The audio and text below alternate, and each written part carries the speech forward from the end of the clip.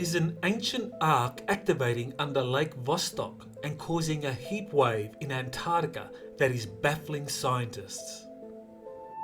You are listening to Exopolitics Today with Dr. Michael Salla, your source for the uncensored truth regarding the human, extraterrestrial, global, and political agenda. Click the like button and subscribe to this channel. And now, here's Dr. Michael Salla. On March 18, news emerged of a heat wave in East Antarctica, the epicentro of which was the Vostok region that sits atop a mysterious lake 2 miles under the ice sheet. Scientists are baffled by the heat surge of more than 70 degrees above average temperatures and are seeking answers. A likely explanation comes from two sources who say an ancient arc is buried under the ice sheet in the Vostok region and its activation is heating up East Antarctica. The Washington Post was the first to reveal the heat wave in East Antarctica. In a story titled, "It's 70 degrees warmer than normal in Eastern Antarctica, scientists are flabbergasted." This is what was reported. Quote, "The average high temperature in Vostok, at the center of the eastern ice sheet, is around minus 63, minus 53 Celsius, in March. But on Friday, the temperature leaped to 0, minus 17.7 Celsius, the warmest it's been there during March since record keeping began 65 years ago. It broke the previous monthly record by a staggering 27 degrees, 15 Celsius." End quote. Antarctic scientists are baffled by the heat wave in late March since Antarctica is losing about 25 minutes of sunlight each day, according to what they told the Washington Post. Meteorologists reported a heat dome over East Antarctica and said, "This is not something we've seen before." Significantly, the Washington Post reports that there has been notable melting of the ice sheet in the region. This takes me to the discovery of a large magnetic anomaly at one end of Lake Vostok, as first reported in the Antarctic Sun on February 4, 2001. The anomaly's size was 65 by 46 miles, or 105 by 75 kilometers, according to scientific measurements. Veteran NASA researchers Richard Hoagland and Mike Barra soon after proposed the anomaly may in fact be a buried city. Since 2001, there has been multiple sources that claim they have visited or been briefed about an ancient city or large alien motherships buried under the ice sheets, either at Lake Vostok or other areas in Antarctica. What could be driving the heat wave and heat dome over East Antarctica? Is it connected to the magnetic anomaly at Lake Vostok, 2 miles under the ice sheet? While meteorologists struggle to give a conventional explanation, they admit to being baffled by what is happening. There is another, non-conventional explanation for what is driving the heat wave in East Antarctica, a space arc buried under the Vostok region that has begun activating. On March 29, I was contacted by Jean-Charles Moyen, who is a French contactee and secret space program insider that I've interviewed previously for Exopolitics Today. Jean-Charles is a filmmaker working on the sequel to his first fiction-based-on-fact movie, South Shore Origin. In his email message, Jean-Charles reported a teleportation experience first to Ireland, where he met Elena Danaan. He next went with her to a Galactic Federation of Worlds mothership in Earth orbit and finally travelled to Lake Vostok, Antarctica. Here is how he summarized it all. Quote, "Monday, March 28, 3:33 a.m. Here is what I experienced. Last night I was working on South Shore Origin 2. I got up to lie down on the couch in my office because my head was spinning. Too much computer probably. And all of a sudden I felt myself go into the couch and I passed out. When I opened my eyes, I found myself in the path of the other time in Ireland. And I heard, 'Remember, remember.' And I saw the same scene again, but until the end without interruption. Elena was holding my hand and said, 'I'm going to introduce you to the family.'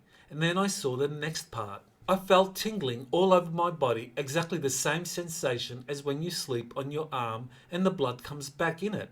You know, that scary tingling sensation. Suddenly I was up in a ship, in a big control room with a huge view of space, and Elena was next to me, and she said to me, 'You saw, it's beautiful, the view. I like to come here.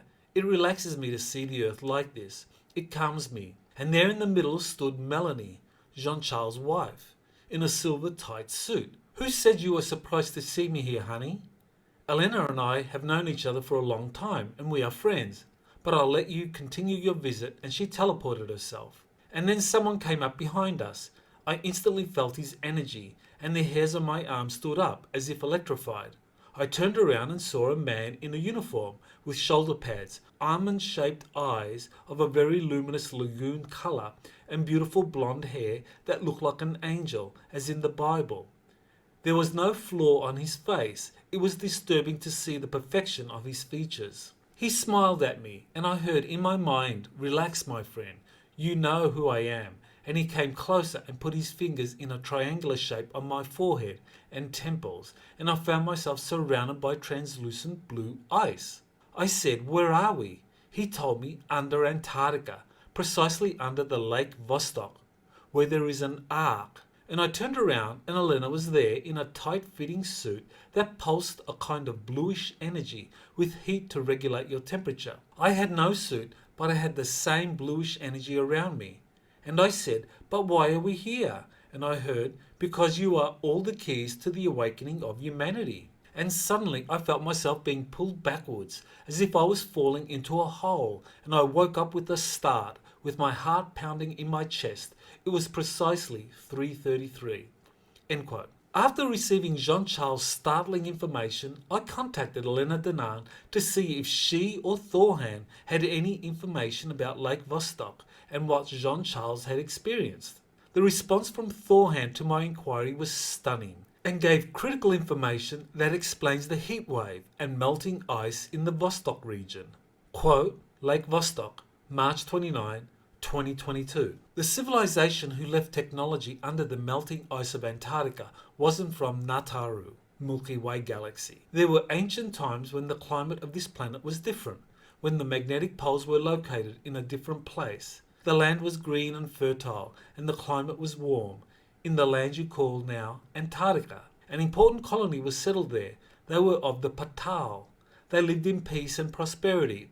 It was a great civilization, told about in your ancient tales as a lost continent. In truth, it was never lost, but forgotten, under the ice, for a reason.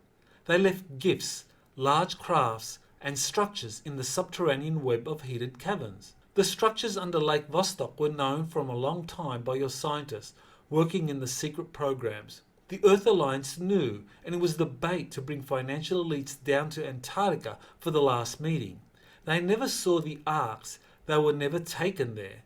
But this is another story. The arc under Lake Vostok is part of a much larger structure of halls and temples. A powerful pyramid generator is also there. None could activate it. Yet. End quote. Thorhan appears to be describing an ancient civilization such as Atlantis, which has long been rumoured to be buried under the ice sheets after the last cataclysmic earth changes occurred 11,600 years ago.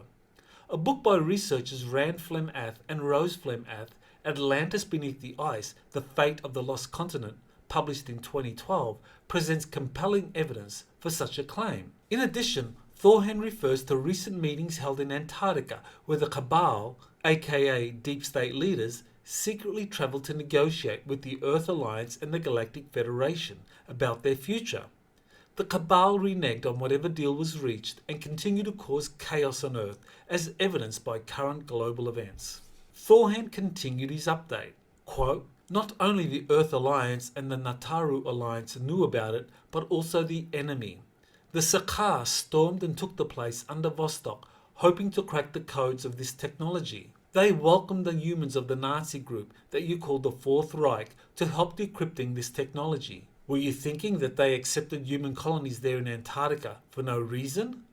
What do you think they were getting in exchange for technology and weapons? DNA. The Sakars knew DNA was the key to activate these power structures. But even though they looked into finding the right DNA frequency codes, they never succeeded to activate these structures. The Intergalactic Confederation has more than one safety lock on these structures, and what comes with DNA is consciousness. The body envelope and the inhabiting soul need to be of the same frequency, and the person needs to be alive and conscious and know what to do, how to activate the commands and unlock the portals. You need the knowledge that goes with the tools. You cannot kill someone and only use their DNA sample because it needs to be inhabited by consciousness, by an original soul part of the seeders who have this knowledge. Bodies are also there in stasis, and they were found a long time ago, but their genetic material isn't enough because the soul has gone and awaits to come back. Now the ice is melting to reveal in plain sight the secrets we liberated for you. End quote. I have earlier reported on my US Army source JP, who has travelled to arcs on the moon and under the Atlantic Ocean, where a multinational team drawn from the US, China and Russia has been researching the ancient arcs. JP confirmed that the arcs are activated by the DNA of a select number of individuals. Consequently, it is very plausible that the Draco reptilians, aka Sakaar, used the Nazis to get access to human DNA they could use to activate the arcs. In addition, JP has revealed that the activating arcs are releasing a tremendous amount of heat, quickly warming up the surrounding environment. In a voice communication received on March 29, Elena confirmed that she had been taken to Lake Vostok with Jean-Charles in the early morning of the previous day. This is now the explanation why I wasn't allowed to remember this moment, because it was meant that Jean-Charles remembers. I think it's a good strategy that they scattered information, not always the same person, you know. I find it very good. Then there was a lot of also holographic projection around Jean-Charles to show him, make him confident and settled. They projected that his Melanie was there as well to make him confident. But I was really there and with him, and I remember now. But he was the one meant to remember first, because as Thorhan always says, remembering is activating. So now he could confirm about Lake Vostok. Elena's confirmation shows that the Galactic Federation is now taking at least 2 individuals to visit the space arcs, witness the contents, and report their experiences to the world. In a follow-up message from Jean-Charles on March 29, he explains being taken on a second trip to Lake Vostok earlier in the morning of that day. Quote, "This night I found myself in the same place under Lake Vostok, but this time I was inside a structure. It was the Ark. Everything was purified inside. No screws, nor bolts, nothing. It looked like tungsten, but translucent. I was in the center, and in the middle there was a kind of sphere which turned very luminous. They would have said a ball of bluish plasma which gave off a lot of heat by emitting a crystalline noise, and around was laid out in a geometrical form resembling a star, tubes in which there were beings in stasis. I approached one of the tubes, and when I approached, it reacted by lighting up, as if my presence triggered it. I felt in connection with the material of the vessel. The structure seemed alive. I could see the appearance of the being in the tube. He was tall, and his skin had bluish reflections. He was wearing a kind of midnight blue suit without any seams. There was a symbol on the suit representing a triangle with the constellation inside, and I heard a voice coming out of nowhere saying to me, 'You have been chosen.' It was the same sentence that the mantis being had said to me as a child when she put her paws on my shoulder, you remember, during the test of fear with the other children. Many of them had failed except me. Well, it was the same voice. I approached the tube and it lit up very brightly, and I woke up suddenly, and on the alarm clock it was 5:55. End quote. Jean-Charles' information matches what JP said he had encountered during his 2 trips to the submerged Atlantic space arc. He described a blue ball of liquid, or plasma, in one large room, which was a portal to other space arcs. In addition, he witnessed many crypt-like structures whose contents were not seen by JP, but he said he was briefed that they radiated friendly energy. In addition, in an upcoming update from UNA, a representative of the 24 Cedar races, also known as the Intergalactic Confederation, it will be confirmed that the sleeping giants are starseeds currently incarnated on Earth. Elena plans to soon reveal this fascinating update. In conclusion, the experiences released by Jean-Charles Moyen and Elena Danan, when combined with the earlier revelations from JP, all suggest that an ancient arc is activating and warming up the Vostok region and the rest of East Antarctica. Furthermore, the ancient arc is almost certainly linked in some way to the large magnetic anomaly discovered at one corner of Lake Vostok back in 2001. The record temperatures in East Antarctica, recently reported by the Washington Post, suggest the heating up process caused by the activating arc is unstoppable. It therefore is only a matter of time before the world will be confronted by indisputable physical evidence of an ancient Atlantean civilization buried under Antarctica and the existence of large space arcs buried in Antarctica and other locations around the planet. What will be even more exciting for the general public and many readers in particular is the revelation that the sleeping giants in the space arcs are human starseeds currently living normal lives on Earth. These starseeds are destined to awaken to their DNA or soul connection to the hibernating crews of the activating space arcs through dreams, visions, and eventually physical travel there, as happened with both Jean-Charles Moyen and Elena Danaan. This has been Dr. Michael Salla with Exopolitics Today. Please remember to like and subscribe to my podcast. Many thanks to Jean-Charles Moyen and Elena Danaan for permission to publish their email communications. You can find more information about them in the description of this podcast.